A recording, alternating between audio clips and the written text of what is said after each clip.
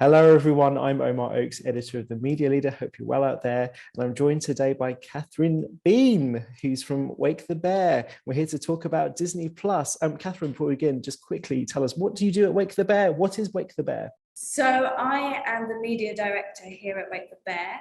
And sort of my core role is to work with clients, identify their need for media, and then work through how media can best be deployed across any channel to deliver on their sort of marketing objective. Wake the Bear is a marketing agency that can span anything from marketing consultancy through to sort of digital activation. So whatever your marketing objective is, we will have a solution for it. Sounds good. Okay, so we're here to talk about Disney Plus and Disney, which had its earnings last night, and they were very interesting. We had some more details about Disney introducing advertising, a layer of advertising to Disney Plus. They're doing that, and at the same time, the subscription ad-free product, which some of us have come to know and some of us love already, that's going to be more expensive in price. So, Kathryn, what do you think about that? As someone who talks to advertisers and is looking for new ways to advertise, a new form of advertising on TV, this looks like. How attractive is it for advertisers?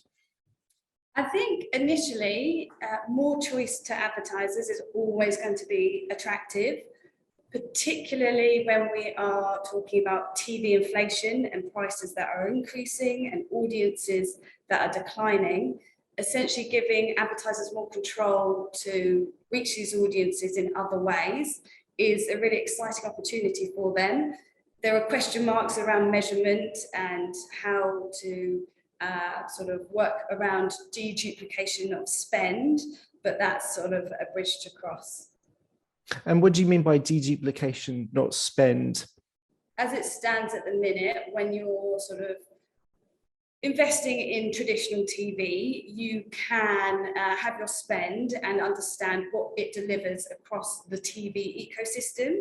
With the rise of these streaming services such as Disney Plus, you are essentially doing a buy directly with them and a separate buy somewhere else, and you've got your VOD activity in a whole nother system. So it's trying to understand across your reach and frequency, how are we measuring that to make sure you're not just reaching the same people? If you're investing media advertising in traditional, as we say, linear television, all the audiences are measured by Barb. It's very transparent in terms of who's actually looking at that advertising. Do you think Disney, for example, which doesn't have that, do you think there's more to go to satisfy advertisers that the right number of people are looking at their ads and the right sorts of people? I think you can look at it within their world, and it's the appropriate mix within that one buy, but it's when you're layering on multiple buys, it's trying to understand across your total AV plan, have you got the right mix and sort of investment across all of that? But I think ultimately, going back to the first point, it is more choice and it does give more control to advertisers. So it is a good thing if there just needs to be more development in that measurement side holistically. And I don't know if you have thoughts on how expensive it could or should be. Different company, obviously, but Reed Hastings, who co-founder of Netflix, talked about $80 CPMs, something like that. Are you expecting similar prices on Disney Plus? Do you think it'll be quite expensive advertising in the grand scheme of things, given that audiences obviously globally big, but within regional markets maybe not as big? I think so. I think, well, it kind of feels, at the moment, the streaming services have huge investment for production funds that they need to kind of cover, and therefore they're looking at ways to recoup that. So I do expect that those CPM will be quite pricey compared to other opportunities in the marketplace. But then, reaching this harder to find audience in a premium environment that is potentially more data-driven and more targeted, as advertisers, you would need to weigh up kind of what that delivers on its return and how much better it is for that CPM rate.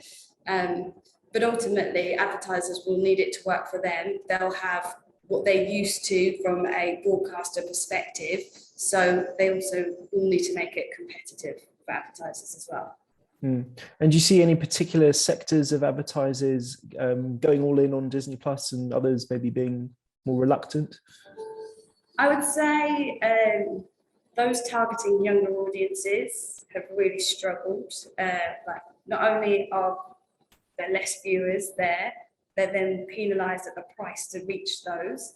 So it almost, it's a no-brainer for them to be tapping into this above the line sort of TV broadcaster internet streaming service to get this audience.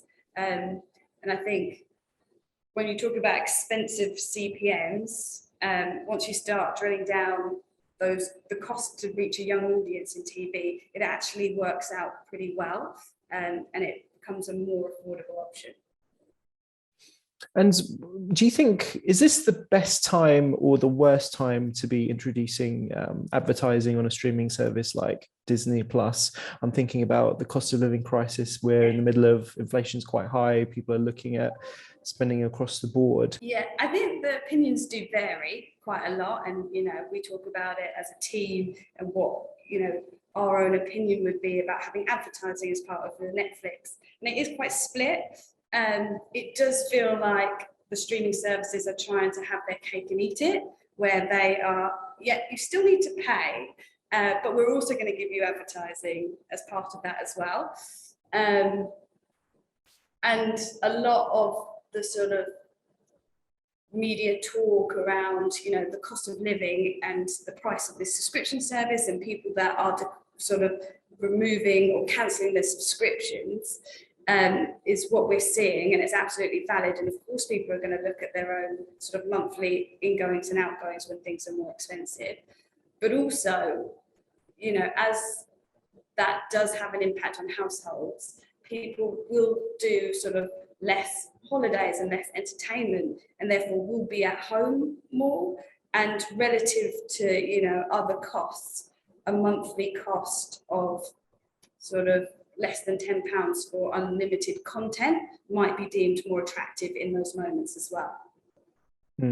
Yeah, I suppose it's all about how you attribute value to that. Okay, final question as a personal one. How many streaming services do you have at home, and what was the last show you watched on one of them? I went through a detox recently based on these conversations. I forced myself to review them, and I've really dwindled it down, and it's just Netflix currently.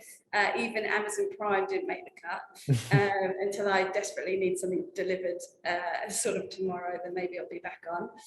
And the last thing I had watched was the Woodstock, I think, 99 series, the sort of absolute chaos that was happening at that festival. Oh, fantastic. Kathryn Bean, thank you very much for joining the Media Leader today. Thanks for having me. Thank you.